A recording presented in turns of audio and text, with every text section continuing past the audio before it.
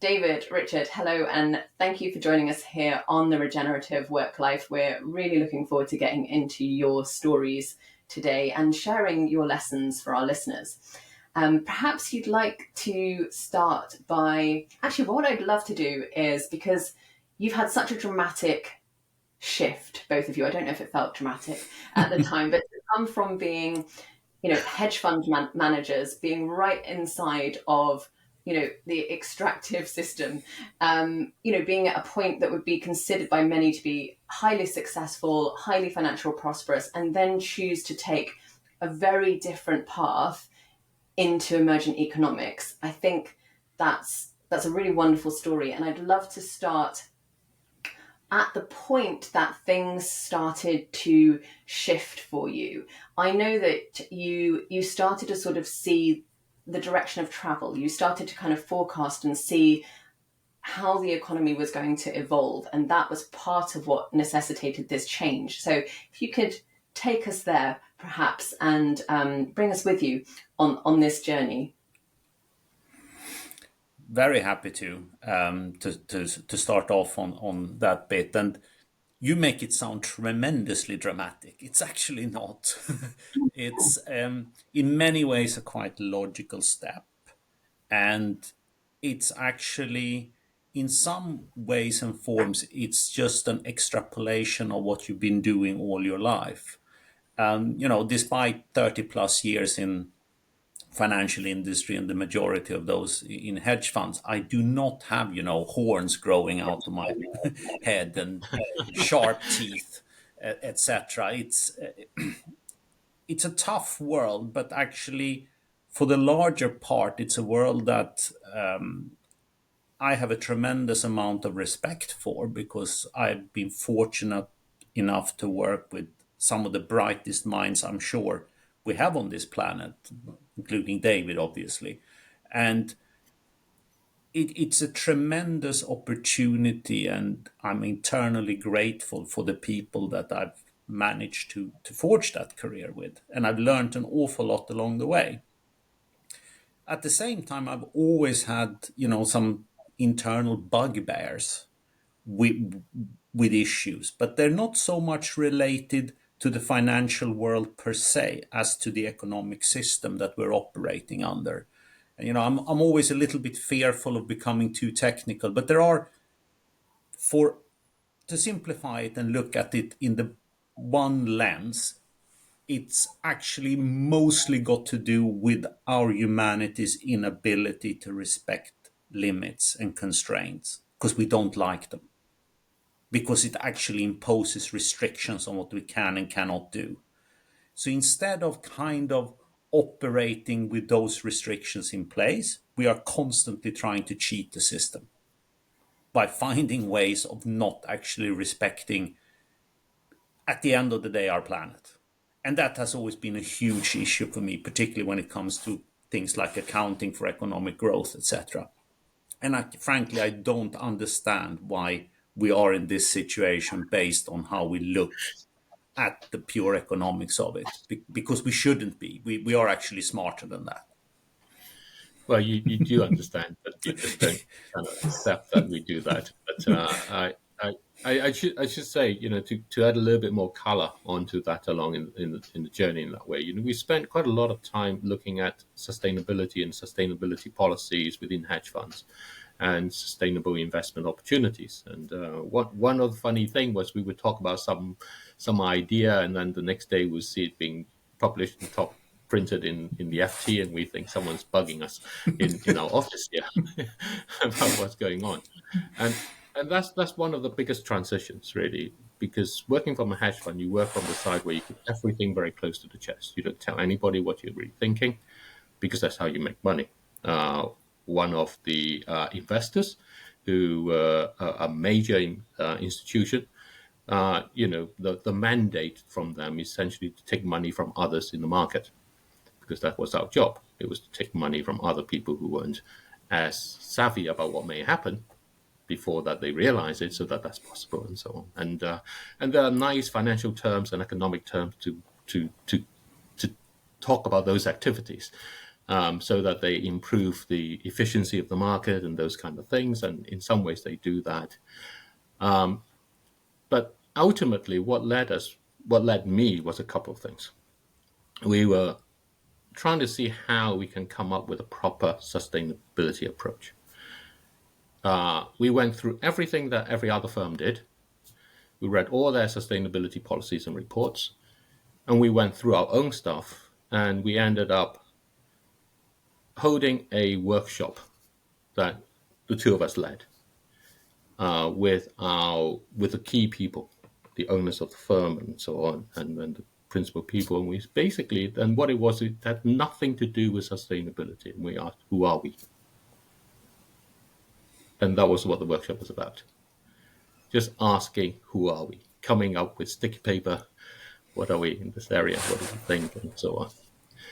And I think that we got into asking that because we had earlier looked at all the sustainability data sets.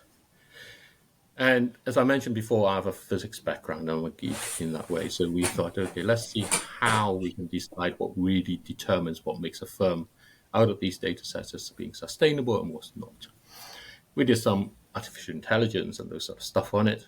And we found that three things determined about 80% of the score. And those three things were how big is the company, as in how many people did it employ, where is the company domiciled, and what industry is it in. That's it. And the worst four firms were renewable energy companies, had the worst score in those data sets.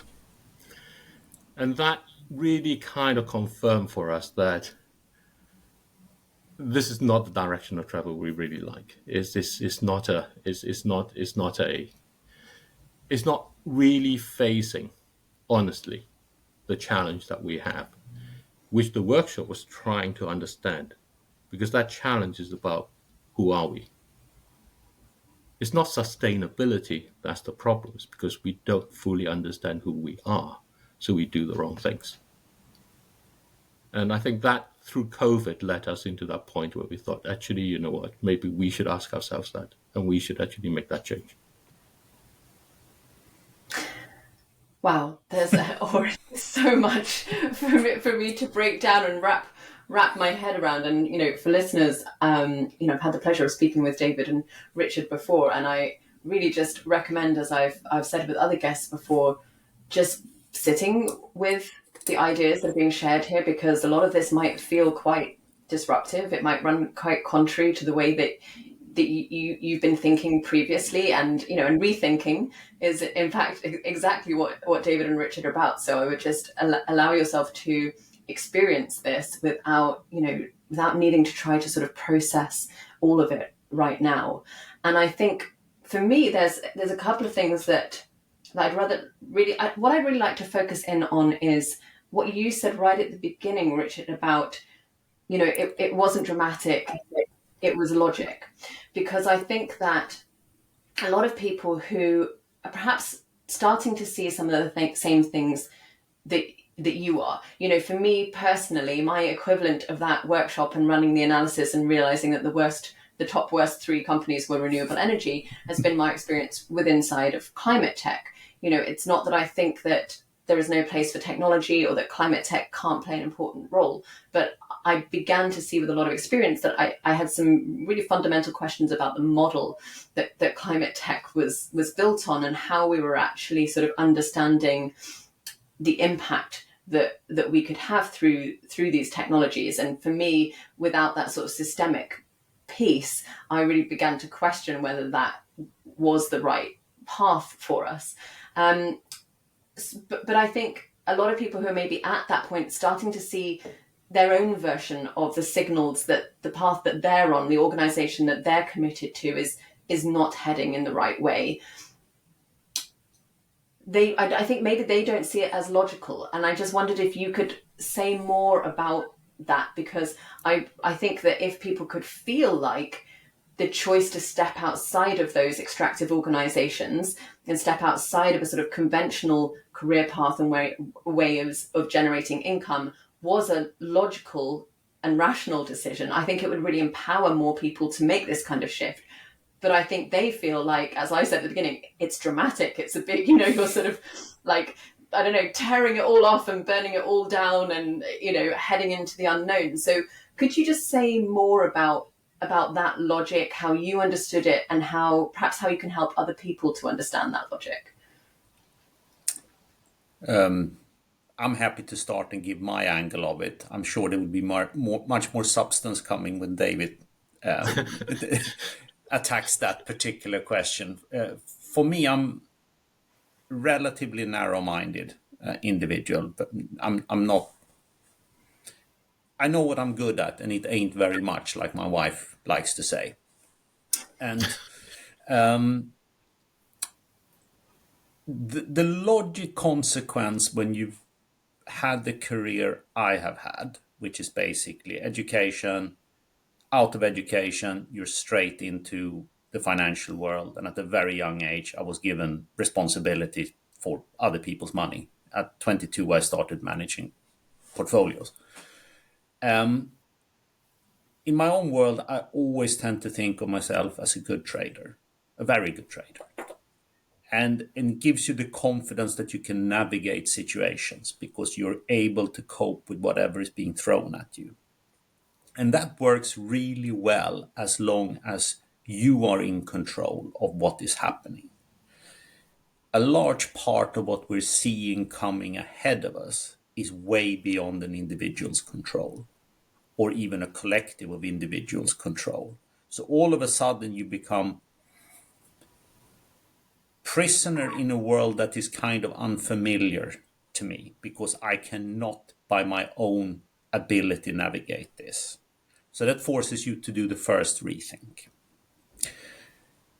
It has to be said that one of the reasons that people like David and I can take this step, unlike many, is that because of our careers, we have a reasonable economic buffer. I could go out through the door and I didn't have to worry about a paycheck coming next month. Doesn't mean my means are infinite. I'm always thinking about what could I do to improve my income situation. But I have a buffer, unlike a lot of people. So that makes it easier, and I'm very willing to acknowledge that. But the real line of thought for me is I'm obsessed with risks because that's how I've navigated my professional career. And I know if I avoid the risks and I'm patient enough and I'm disciplined enough, the opportunities are like buses. They eventually come. You might have to wait, but they come. And when the opportunities come, I'm going to grab them. And I'm going to profit from them. And I'm going to fulfill my sort of fiduciary duty to the people who entrusted me with the money. I'm going to deliver better returns than my neighbor. All of a sudden you start questioning that, because what's going to get thrown at me from here on are, like I said, it's beyond my personal ability to navigate this. And it ties back to our collective failure on this planet to actually recognize that there are limits we shouldn't breach. And for me, it's very obvious. And that's because of my career path. There are certain areas you just don't want to go into. And my thought process has always been, it's okay to get hit. It's okay to get bruised and battered a bit. But you cannot afford to ever get mortally wounded, because you're not going to come back from that. And in practical terms, it's like you just don't go into certain areas when the risks are too big. Because if I get seriously hurt here, I've impaired my whole future ability to do what I promised my investors. We are heading full throttle into that world at the moment, without any respect for the risks and the fact that we are surrounded by signs that says this is a no-go zone. And we are doing it in some blind belief that somehow technology will help us out down the road. Because we can all read the numbers and we can all see with our own eyes the physical effects of what we are doing in the world. And still we are going straight along. And for me, it's very troublesome because it's completely at odds with my whole thinking. But the logical step for me to think I need to reassess what's going on here is that I cannot solve this by myself, no matter how good I am at my role at trading out of a position or into a position. It actually, on the margin, might help me a bit, but it doesn't change the dial in terms of where we are heading. So I need to do a profound and more deep rethink about, for a better word, purpose. Yeah, the image that came up in my mind was that scene, in the films or in the cartoon where, the train is on the track and there's the signs going like, no, danger, do not cross, like imminent danger of death, cliff ahead, like stop now. And the train is just hurtling on. And yet somehow so many of us somehow feel safer on that train than jumping off of the train and then, being in uncharted territory. But, if we see it that way, I want to get off the train. If the signs are clearly telling me the train is hurtling off the cliff, I'm going to take my chances in the sort of cartoon desert and find my way through that. I'm going to find my way to an oasis and find some water, or I don't know what it is, but like I know I don't want to go off of that cliff edge. No, I think there's another side to that, and that's it's the first out of our tagline stories or whatever that you our have. Lessons, yes. Our lessons. Yes. So let me introduce the lesson as you're taking us nicely to the lesson. The first lesson was that the world has a place for you. That's how it's better because you are in it. So David, tell us about this lesson. And we wrote our experience in the book called The Unsustainable Truth.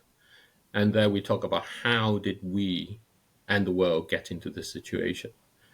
And it's because the lesson from our upbringing and our few centuries since, Richard says I keep going on about the Enlightenment. Since the Enlightenment, it's very much that, this is your place, is to be on this train. But the world actually has a place for you. And that's what we discover through researching into the book and through our own sense, as what Richard is describing. He's describing the impetus to move, but there needs to be a draw. And that draw comes from each of us individually, comes from us within. It's not that we felt, okay, fine, we're okay, we don't need to make a move, or we've got some savings and we can make a move. It's because we actually felt there was something that is more purposeful for us as individuals. And this is not purposeful in the sense of saying, saving the world is purposeful. This is purposeful as in there's a field I can stand in and be who I am. That there's a place that is there for me.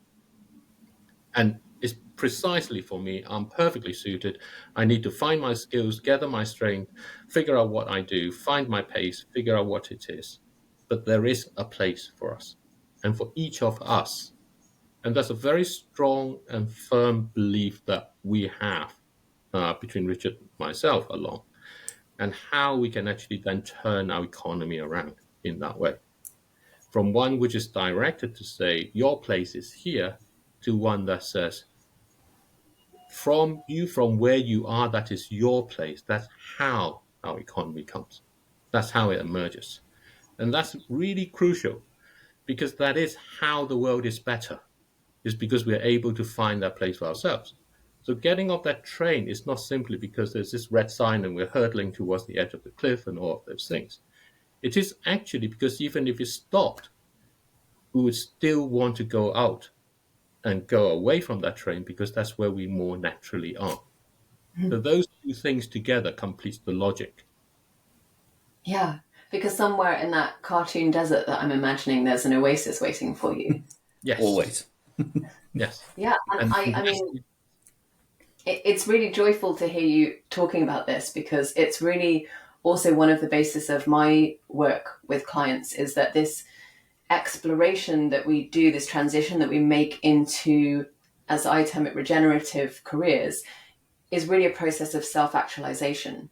It's born out of who you are and what really matters to you and what brings you joy.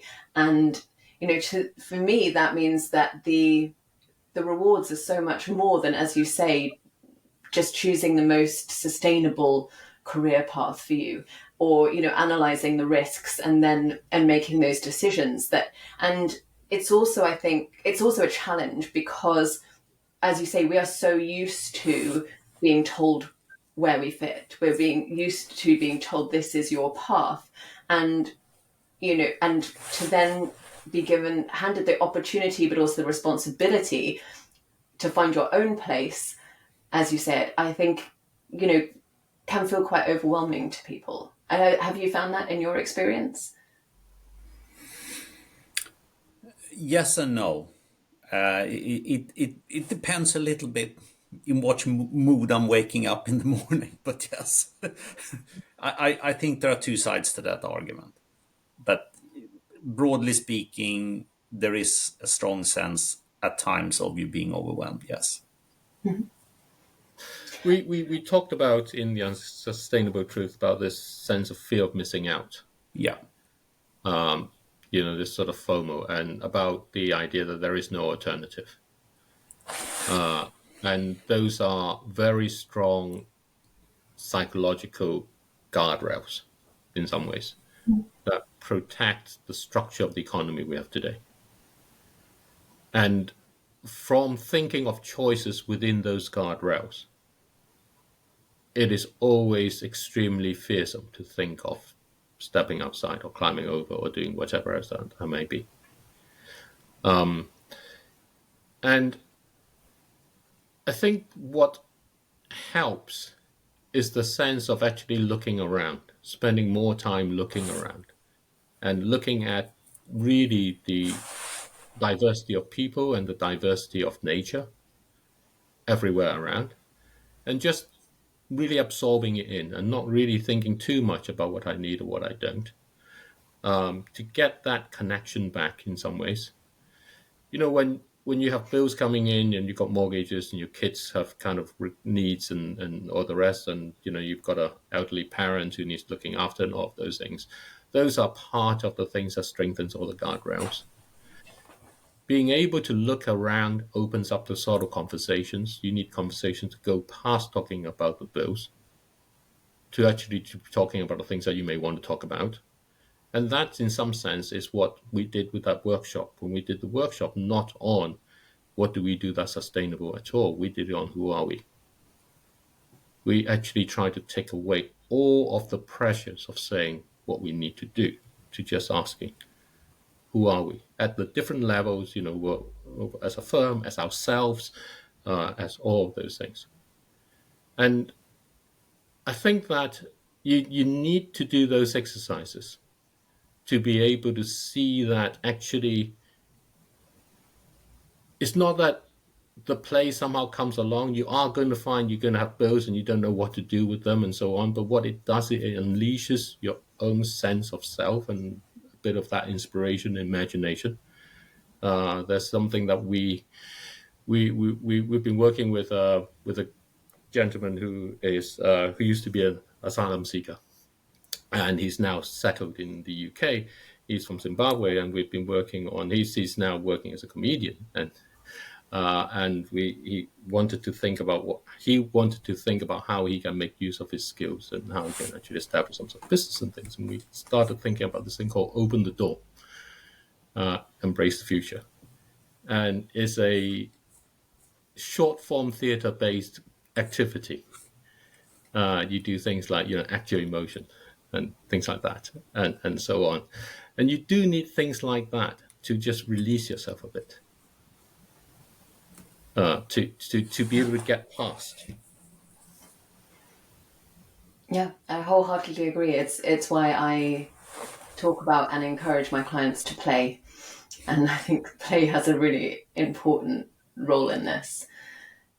Yeah. Perhaps that links us nicely to your second lesson, in fact, which is discovering your presence and turning it into an economic presence. I think we've already started to touch into this topic. So tell us more about connecting your presence with economic presence.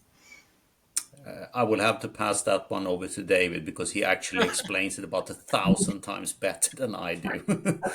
For me, it's like I'm good at something and I'm going to keep doing this. But he actually has a bit more nuance to the answer than I have. I think that's not fair. I mean, we work together, so our presence is also in each other, and it's often very difficult to think that you have to do it yourself. So one of the first part of this is that, if you're an actor and you think about presence and you stand on the stage, that presence is meaningless if there is no audience. The presence is kind of reflected through the people you connect with. And that's really an important recognition of that. Where do I start? People talk about as I mentioned earlier, there's a field which you're seeing and standing. But if you are the only thing in that field, then that's all there is. But you actually have to look around and realize even if there's nobody there are still things in the field. You still have a presence amongst those. So very much strongly, I think of it as of nature as with a capital N, which is not just the animals and plants and things that people talk about having to conserve, but actually nature as that which we are a part of and which is a part of us in that way. And your presence is that presence there. And so if you start thinking about how do I speak to people, what do I talk about, what things do I do, and most importantly, it talks to a pace that's your own pace. When you need to do things faster than what is your natural pace, if you need to complete a work by, this afternoon and it's not your natural pace, you get exhausted, you get tired, you get burnt out. When you have to do it slower, because you naturally can get it done, but your colleague sort of says, don't rush it, and whatever it is, you get frustrated and you get stressed, and then it affects you the same. In both of those things, you end up using more energy than you need. You end up not really achieving the person that you are. So presence is about discovering what is your own pace as well as the connections around. And once you start paying attention to that, you can then experiment and start thinking, actually, we talk a lot about doing this, or I do this for someone. Here's an example. There's a lady I knew from my church community. She was an elderly Italian lady, and one day she got a letter from the bank and she doesn't understand it. It's just a notification letter. And she said, look, David, can you read it and tell me what they say? And it doesn't say anything. And she says, okay, thank you. That's really given me peace of mind. And she gave me £10 and says, why don't you give this to your children? And I was like, oh, don't give me that. I'll just do that. And she was saying, no, do. There is an economics to our connections. People of an older generation naturally feels that. And it's not an extractive economics of turning you into a buyer and a seller. It is a way of recognizing we all need to eat.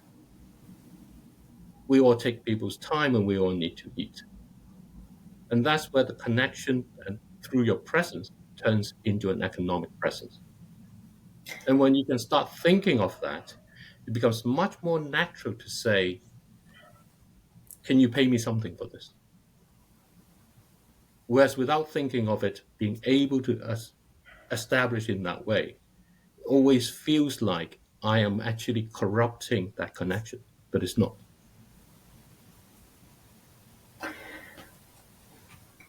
Wow. What I'm hearing is that almost the way you describe it, it makes me think that, and I love that story you said it with the elderly Italian lady. I think it was such a good example that, you showed up to help her. You were just there. You were able to do something for her. You connected with her. You gave her reassurance. I'm sure it was more than just the translation. I'm sure it was also just how you interacted, with her, and just helped her to feel that surety. And, of course, you had no expectation that there would be any kind of economic return for your action. And this idea that if we can, it just strikes me that it takes so much trust and faith to really embrace this lesson, that when we really come into our presence, we really understand our place in that field, our connection with the insects and the crops and the trees around us. And that it's almost like it's an exchange of value, that you have value by being in that field, you had value by being there in the church, open to having the conversation with that woman, and that we can trust that economic value will come back to us when we're in present. It's such a different way to the extractive model, where you don't set foot on the field until you know that there is going to be some kind of compensation for you. Absolutely, and that is how Richard and I start thinking in terms of how economics emerges, as opposed to a very extractive economics that we live under. And again, I go back to Richard's comment about being on the train and those things. We started on this journey on appreciating that there is an issue. We are running over a cliff. And where we end up taking to is to appreciate that, okay, that's a calling for us to really seek out how to be ourselves. So take me to lesson 3, because this one is a juicy one.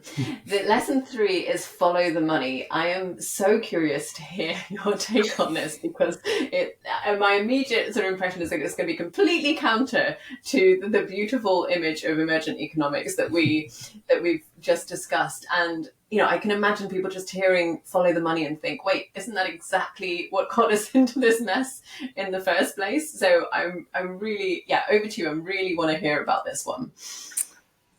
Yeah. It's not wrong what you say in some respect, but it's actually because it's the easy path to take. If you don't follow the money, you will not succeed in whatever it is you set out to do, because the outcome is still going to be dictated by money. So by following the money, you can actually reach the end point a little bit quicker than batting around in the undergrowth and not knowing where you're going. Because it's simple. For me, it's as simple as to say, if there isn't an economics involved that works out, the whole thing will not work out. We live in a model, and I have enormous respect and belief in the capitalist model. I am a capitalist, all the way out to my fingertips. I believe in capitalism, which is very different from how most people see it as a tool for enriching themselves. We're all capitalists when we have the upside, and then all of a sudden, when we're facing the downside, we become socialists, right? Because then someone else should step in and take care of my problems. I believe in capitalism because I believe it's the only way of actually ensuring economic progress over time. What I strongly dislike is the corrupted capitalist model that has evolved over the last 20, 30 years and really been turbocharged over the last 10 years or so by incredibly crazy policies like zero interest rates. That is just wrong in a true capitalist model, which I happen to believe in. Now, follow the money means that if you are at odds with good economics, your whole business venture will not work out. There is still something that says, if I have a good business, it eventually, and pretty soon actually in my mind, has also to make money. And for one of the crazy fallouts we've had over the last 10, 15, 20 years is that a lot of businesses that are valued at extreme multiples are losing money. Because you don't actually need to worry about the economics when interest rates are zero. I can just raise more capital and keep growing and actually cannibalize and destroy good businesses along the way. So for me, the worst and most anti-capitalist measure we've taken is to delete the price of money. It really is wrong. But I'm sure David's going to elaborate more on the following suit story of how following the money is imperative if you want to find out what's going on and be successful in your venture. I think I'm really sorry, sorry. Go. Alison. I'm really curious to hear. Yeah, to connect the dots between what you've just shared, Richard, and what you were saying previously, David, about finding your presence and connection with nature. Because I can understand the logic of what you're saying, Richard, and I agree with it. Actually, it's my approach also, but I'm wondering how we do that without getting sucked back into the extractive system. I think that's where you have to follow the money. Yeah. So you go back to, the situation I had with reading the letter for the elderly lady, and you see that money, and that money, as you described, came from a connection. It came from spending the time and getting engaged together. It's the consequence of that engagement. It's the consequence of developing that relationship, that there is ability for each of us to eat, thrive in that way along there. And the point of follow the money is a fallacy to imagine that we have to sacrifice every money or somehow change the whole world in that way. I think there's a great tendency to try to say that the big money world is evil and we have to somehow destroy it all. What we need to do is actually to try and understand how that money path is really going, what it means by follow the money and see. So, and then you need to decide for yourself, how do I want to connect with that in that way? At the moment, Elon Musk is now the officer in charge of the new Department of Government Efficiency. Now, Doge is clearly for Dogecoin. And he clearly had, I put in a LinkedIn post on it this morning. It's actually, look it up in that way. What he's done is he's used it to promote his own personal benefit because he owns a bunch of Dogecoins in that way. He chose the acronym. He did all those things. It could be called many things. It could be called, I think I put in the post, a independent office of efficient government in that way. And it would be more appropriate because it's not actually a government department. I mean, it does sound like a completely made up thing, which it is. The point here is he has used government to benefit himself by manipulating the capital market. And he is in a position to rein in the SEC through his recommendation on those actions. And when you follow the money in that situation, what you find is he gets to gain huge amounts from this. If you want to go and say, I'm going to invest in Dogecoin and take advantage of this trend, you have to ask yourself, how am I making that money? How does that itself follow? Follow the money. Where is it really coming from? It's coming from supporting probably the extreme of corruption that you can have. And you need to find your own place and figure out, okay, am I happy with that? Maybe I actually really need to pay a bill and that's what I need to do. That's fine. But you have to be wary about how, to the extent to which you end up rationalizing yourself that way. Are you genuinely trying to find the place that's for you? Or are you just trying to keep yourself going along? Okay, now it's clicking into place for me. Now I'm really coming to understand. So what I'm hearing is that follow the money is not a directive to say follow the money and that is the right direction to go in. There is an element of that as Richard described, but it's, start with understanding where that money really comes from. And I think this is something that a lot of people don't want to do for very understandable reasons. And I think we're all acknowledging that sometimes you just have to pay the bills, you have to put food on the table, do what you need to do to support your family. But most of the people certainly that I work with and that will be listening to this, are coming from a place of a certain amount of financial privilege. And I think when we recognize that privilege, then we really need to ask that question of where is that money coming from? And one of the ways that I interpret that is really ask yourself, what is the purpose of the organization that I work for? What is the ultimate purpose of the organization? And in many cases, that leads in a very extractive and very often corrupt direction. So I think that's a really great starting point for just being really honest with yourself. That you may be very, very attached to your corporate salary and that, nice regular paycheck and the generous bonus payments that you receive, but have you really taken the time to follow that money and really understand the consequences, everyone and everything that is impacted by that money?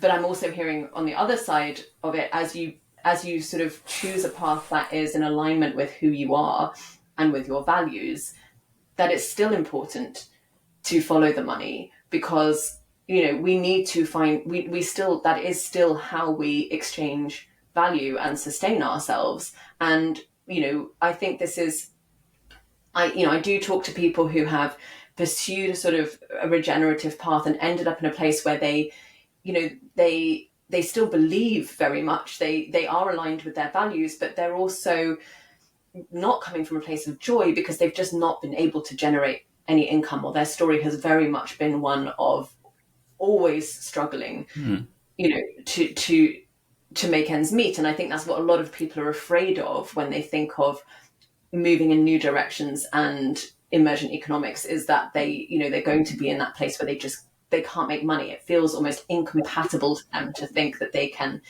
go through that process of self-actualization and also make money. But I think what I'm hearing from you is that it is absolutely possible, but it's about us having that awareness of, where the demand is, where that value exchange is going to come from. Yeah. And you end up. One of the things that in the past couple of years since we've left the finance world that we've learned substantially from is interacting with people who are largely out in Kenya, some in Pakistan, places where the money isn't generally available. There is very little. Very often there isn't the. It becomes very much hand to mouth, day by day, as a result. In that way. But what you find among them are really the most ardent believers in the future. They are the people with the greatest belief that life for them is going to be one where they can thrive in that way. And I think that's a distinction that's important, because we've talked a lot about making money, and that's the value proposition of the extractive economy. Everybody can make money. The crisis we face is one where costs are increasing. When you look at the tragedy in Spain with the flooding, your insurance is going to go up because it's the same insurance company who's going to be covering for them. And they know they can't put up the premium there, so they can put up your premium as a result. And that's just one of the ways in which the costs are going to go up.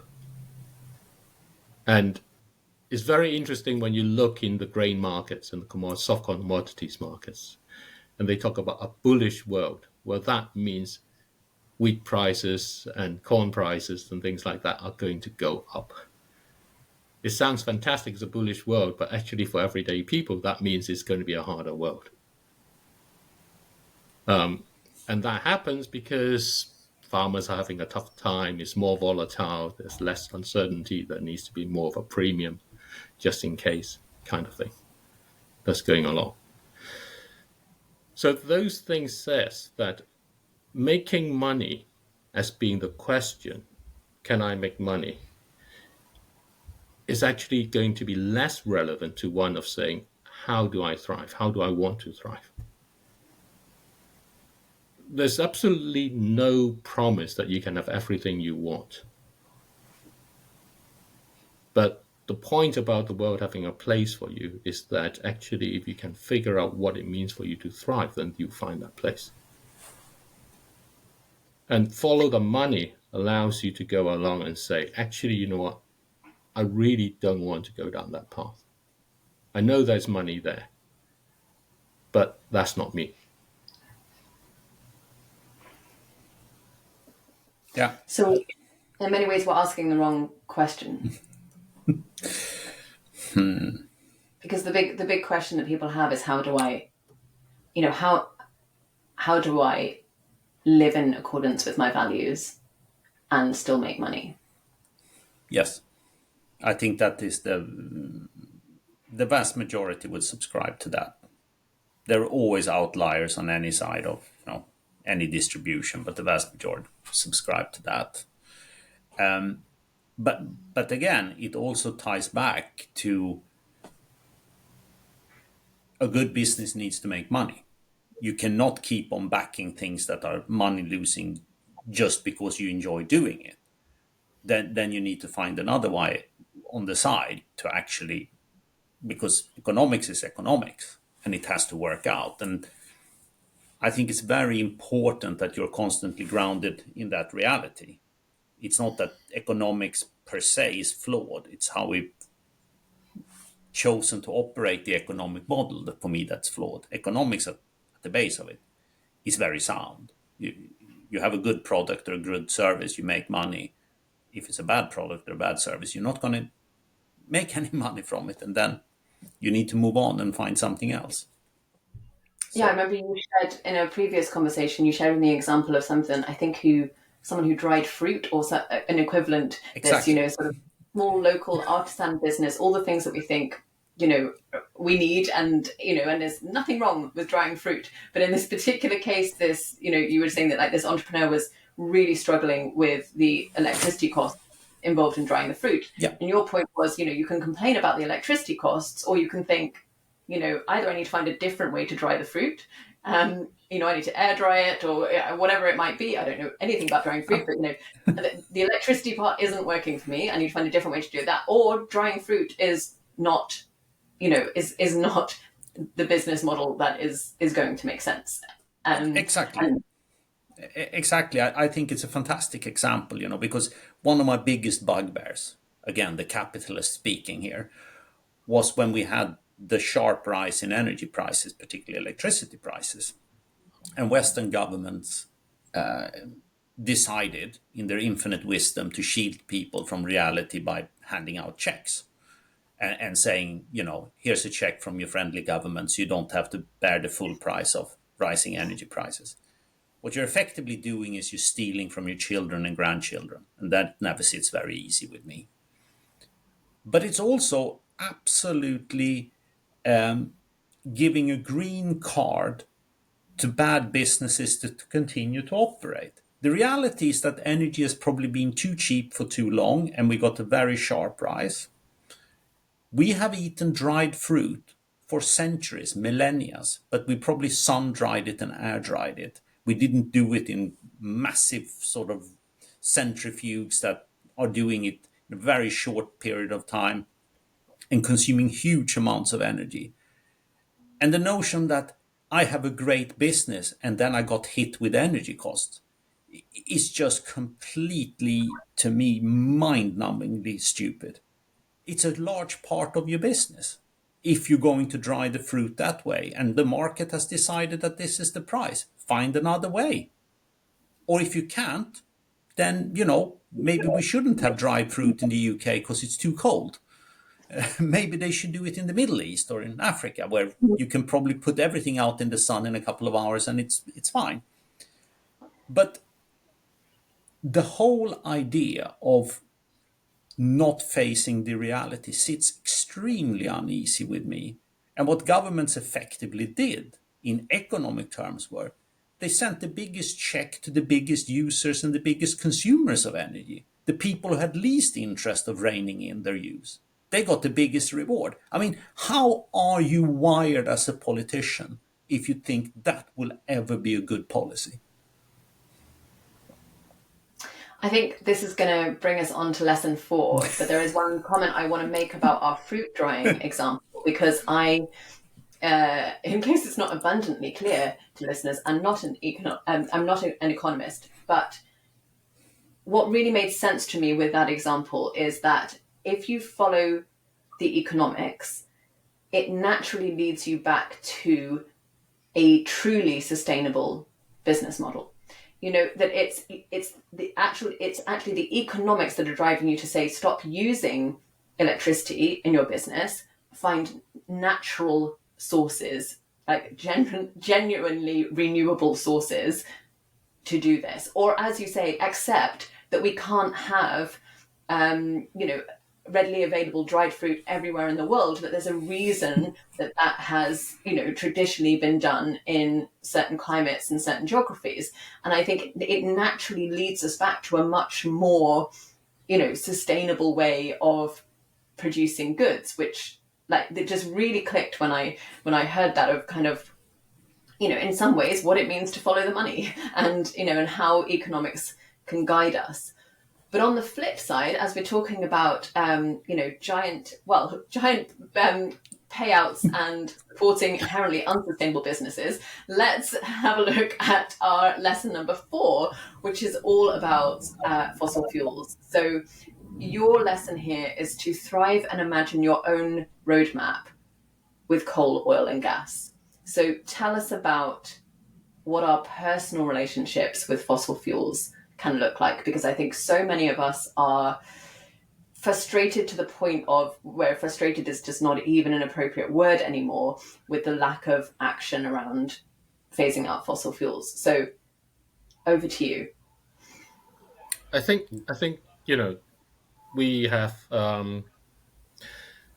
personal relationships with food.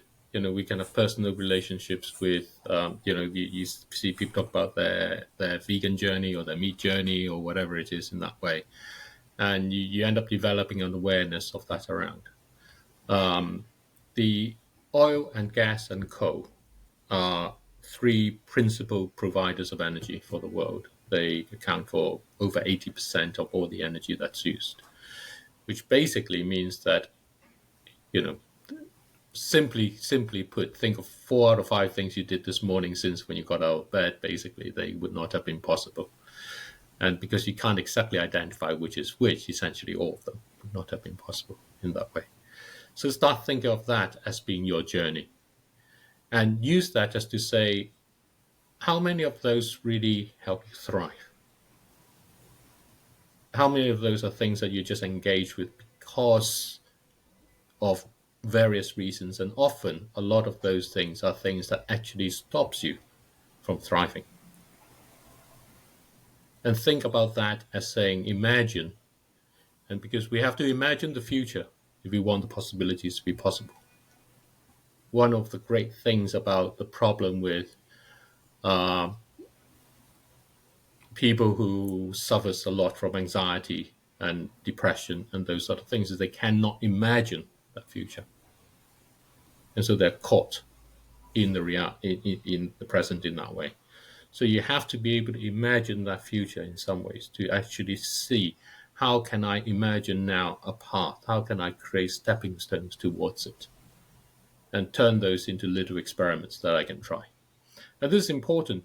There's a distinction between doing an experiment and trying things in that way. The point of an experiment is it may not work. Otherwise, it's not an experiment. But the point about an experiment is that knowing it may not work, you want to get something from it, even if it doesn't work, so that you can actually go on further. And if we can't actually think about oil and gas and coal in a personal way in terms of saying what it is, and I'll give another example along. I have, we have a car, like many people. It's a heavily diesel-consuming car. So I try to use it as little as possible. I use it when I feel I really want to use it, because I use it to visit my mum when I need to be able to get to her in time in that way. But around London, where I live, I basically walk everywhere. I went to see a friend at the Excel Centre that was 3 hours away. So I went there, walked there, and then walked back a lot. And those are the kind of things that you end up experimenting, and then you find I didn't start by doing that. I started by going down to Sainsbury's and walking there instead of driving to my local Sainsbury's. And that's 10 minutes down the road walking. So why ever did I ever drive there before? And what happened as a result of me walking is I have a much greater control of my shopping. That's what came out of it. Because I wasn't just filling up the trolley pile in the car, because I had a backpack with me. And I would be able to only fill that up. So I then started thinking what it is. My wife hated me because she kept coming back and said, the fridge is empty. I kept saying, no, it's full. You just don't see what's there. Which is the other part of what experimenting does, which is the other part of imagining your own roadmap with oil, gas, and coal is going to help you do. It's going to help you see what's there that you would not see if you did not actually go ahead and do that. What it really does is it prepares you for the opportunity that if it becomes possible to say you can keep oil, gas, and coal in the ground, you may actually be ready to say, you know what, I'm for that. Because at the moment, you cannot see how that could possibly be there. So you have to start by thinking, how do I thrive? How you imagine that, and actually thinking of that journey in that way. I absolutely love what you're sharing here. I love the concept of experimentation. I think that's something I really want to offer to listeners who are embarking on this journey. I use the word play, but I think it's essentially the same thing. The beautiful thing about play is there's no succeed or fail. If you watch children playing with blocks, they have like no interest in actually accomplishing a tower. That's something we as adults put onto their play. And like, oh, you're building a tower. I'm like, no, I'm seeing what happens if I put this block on this block and how many I can put up before it falls down. And, you know, there is no success or failure in pure play. And I think exactly the same with the experimentation, that there is success or failure, but you're fully embracing it. That's what you're coming into the experiment for. And I also love, because I think the biggest theme that's emerging for me from our conversation is the word thrive, and really reimagining what it means to thrive. Because I think conventionally we think of thrive very much attached to financial prosperity or financial income. And I love that. As soon as you said that example of walking to meet a friend, 3 hours away and walking through London, I was thinking all of the things you must have experienced on that walk. The health benefits, the fresh air, the vitamin D, the things that you will have seen, the time that you had alone with your thoughts, like what, all of those experiences that aren't there when you just, I don't know, call an Uber. And that I think exactly that we can really start to reimagine that this isn't just about sacrifice. I don't think sacrifice is a helpful way of thinking of this. That when we make these decisions to personally start to divest in some areas and experiment with what can it look like for me to divest from fossil fuels, or we look to separate from extractive economics by choosing more carefully who we work for because we're following the money, that's when we can really start to thrive, because we're opening up all of these possibilities and experiences and benefits that, as you say, we just don't see that they're there yet until we start to experiment and until we start to play. No, absolutely. And I think you're right in the choice of words. Sacrifice is a tough sell. Choices is much better way to label it, because ultimately David and I, we're very firm believers in individual choice, and that our actions ultimately matter. And that comes with the accountability. If I have the right to do things, because I'm very strong at advocating those rights, with those rights always comes the responsibility that you actually have to take charge of the outcome. You cannot shy away from that. I think that's hugely important. But going back to experimentation, it's such an important cornerstone for all progress humanity has made over millennia. We constantly experiment while not necessarily knowing it. But the typical action you take is you try something new, and if you get burned, you retrace your step and you choose a different path. And that's how we made progress all through time. And what terrifies me and David is when you hear the definitive sort of layout from policymakers saying this is how we do it, without any sort of disregard for the fact that you might be wrong. So we're building 5,000 wind towers in the North Sea because we're going to electrify Britain and take us away from oil, gas, and coal. That expense is monumental on any measure we want to use for calculating it. And then we figure out that actually, because of global warming, our wind patterns are changing and there is no wind in that part of the North Sea. You have 5,000 towers and the investment you've taken there, which is actually now obsolete. We don't know what it will do to a bird population, migrating birds. We don't know what it will do to a sea population. So instead of saying we're going to build 5,000 towers in place X, maybe we should build 50 and see, did this actually work out? And my second boss I had a long time ago, probably before you were born, he said something that stuck with me. And he was an absent boss. He was constantly traveling, lobbying for us as an organization internally, how we should get more money diverted to us because we were best at what we were doing. And he said, trouble with the world, Richard, is that the smart people are always so full of doubt and the stupid ones are certain. And it kind of sums that dilemma up. This is how we do it. There is no discussion about the fact that what happens if you're wrong, which ties back to the whole risk aspect. What happens if I'm wrong here? And I'm singling out politicians because I don't particularly like them, and I don't like the people we have elected into politics because we have made it a career choice rather than a natural step for people to take when they have something to offer society, which is actually how I think it should be. I bring a certain amount of experience with me. Now I have a desire to serve. A little bit like the learn, earn, return philosophy of life. And I'm absolutely gobsmacked when I hear them on television or on the news saying, this is how we do it. And the decisions they're taking are enormous in terms of the resources they're using. And they're certain this is going to be right.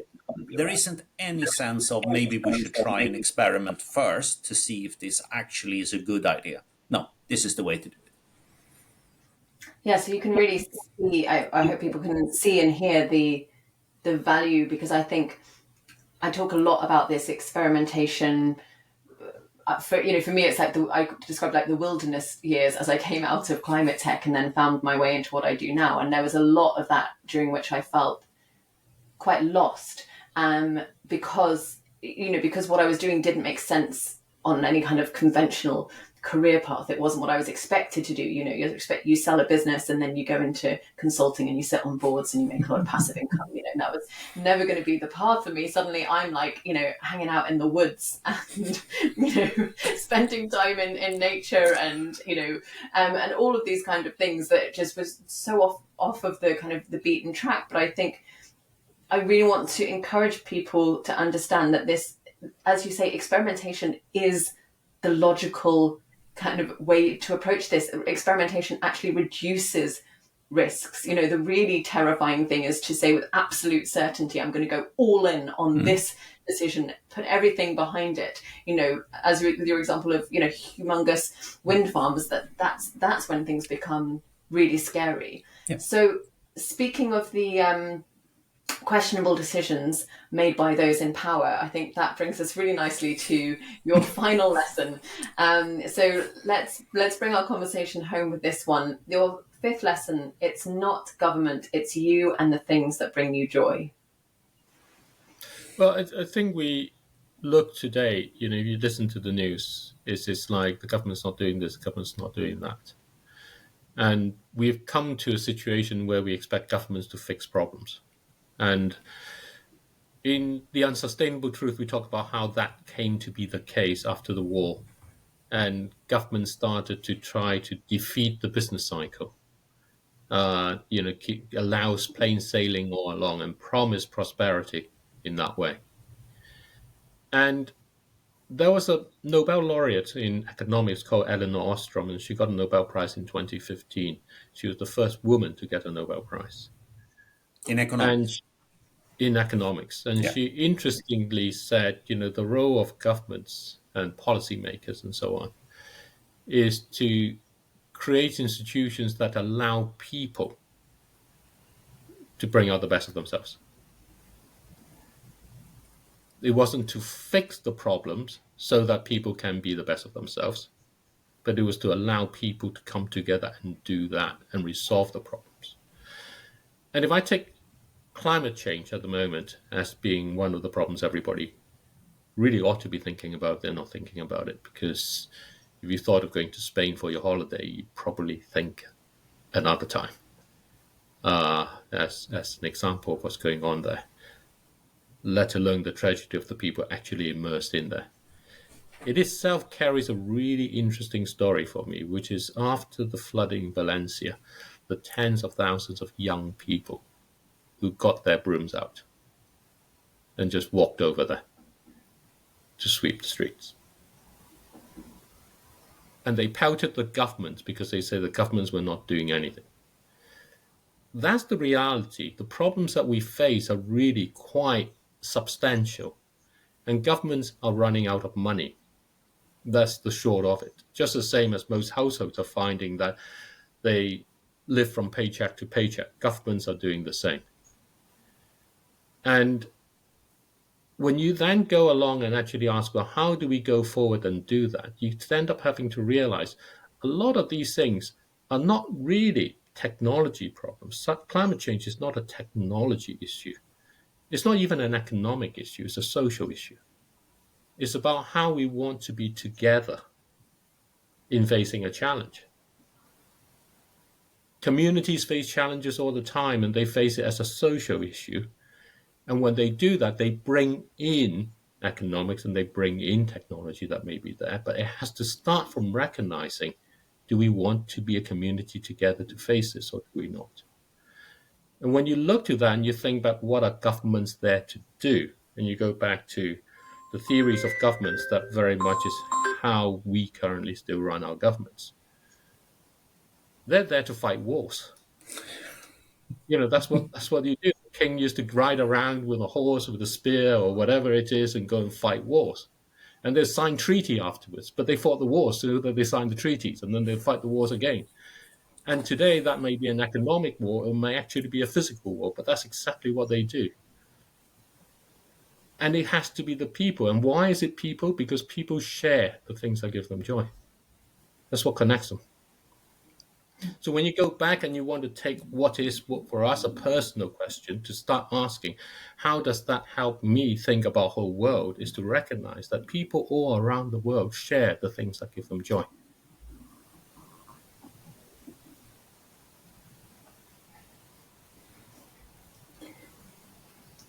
Yeah, tough act to follow that. Yeah. Yeah, it's I don't have that much of substance to add, hardly anything, probably nothing. I tend to focus very much on David's first part because I think it's not how 99% of the population see it.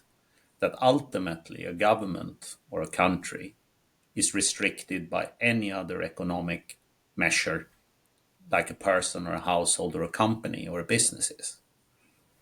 And we do not think of it that way. Because I can never ever turn the television on to watch the news without hearing someone demanding that the government spends more money on their pet project. And I know I sound, vicious here, but that's basically what it's about. We think, largely speaking, that the government's resources are infinite. They're not. they have slightly more leeway than a company or a household have, because they can actually print money in the short term, because that's the currency we use, and the government has that ability. But that's just a monetary illusion. It doesn't bring any wealth, because ultimately it all results in inflation. But we as a society here, and it comes back to the right and the responsibility of the individual to actually take and face the consequences of your actions. As you hear now, I have a very strong libertarian streak. David used to say that I'm like, who is the guy in Center Parks? Ron Snow. Ron Swanson. Ron There's Swanson. this TV series called Parks and Recreation. It's a Yeah. really great sitcom series, and there's a character there, Ron Swanson, whose job is to make his job disappear. Yeah. And I think he has a young intern when he says, "What can the government do for you?" Absolutely nothing, is how he starts his lecture to this young intern. I'm not at that point, but I'm definitely in a position where I think we are shying away a lot from individual responsibility and passing that parcel on to a government that is already overextended with obligations. And there is no money. That is the reality that people all over the world will have to face. The governments do not have any money. If you looked upon them as a business or a household or an individual, no bank in the world would lend you a penny with those finances that the UK or the US are actually displaying. This is the equivalent of a debt trap.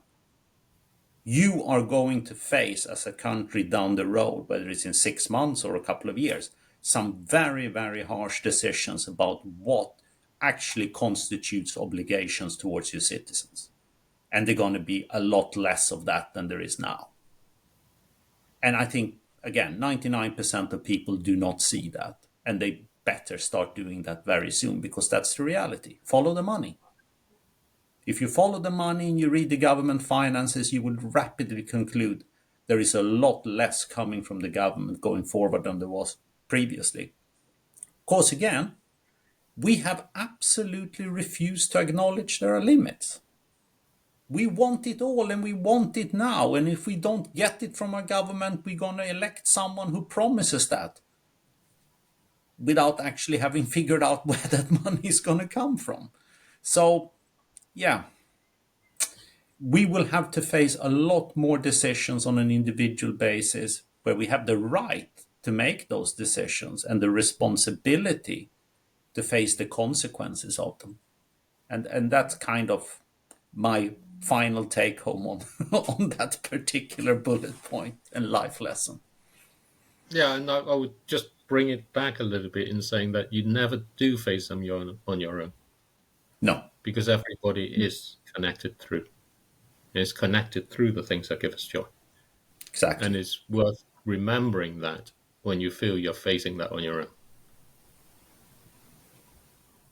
And I think, I can feel myself wanting to sort of bring us home on a hopeful note. And I think, but what I actually think that you, between you and how you've woven the conversation, what you've shown us beautifully is that we need to get comfortable with this kind of juxtaposition of fear and joy and hope and grief. And it's all necessary, and it's all, different sides of the same coin. And I think it's really important actually to allow that discomfort. That on the one hand, we're looking at the systems that we thought were there to support and save us, and rapidly realizing that just isn't going to happen. And that's terrifying. But on the other hand, what's opening up to us is this incredible opportunity to find our place in the world, to pursue joy, and to be in community, and to be navigating these challenges alongside each other. Absolutely. Yep. Absolutely. David, Richard, thank you so much for this incredible conversation. I know that you have given people so much to, I was going to say think about, but just to really embody and just, to allow to be and see how it changes them, which I really believe it will. I will include links, of course, to your books and your website in the show notes, but where's the best place for people to connect with you if they want to continue the conversation? David or Richard at rethinkingchoices.com. We will endeavor to answer as quickly as we possibly can. Thank you so much. It's been a pleasure having you here on the podcast. Thank you so much for having us.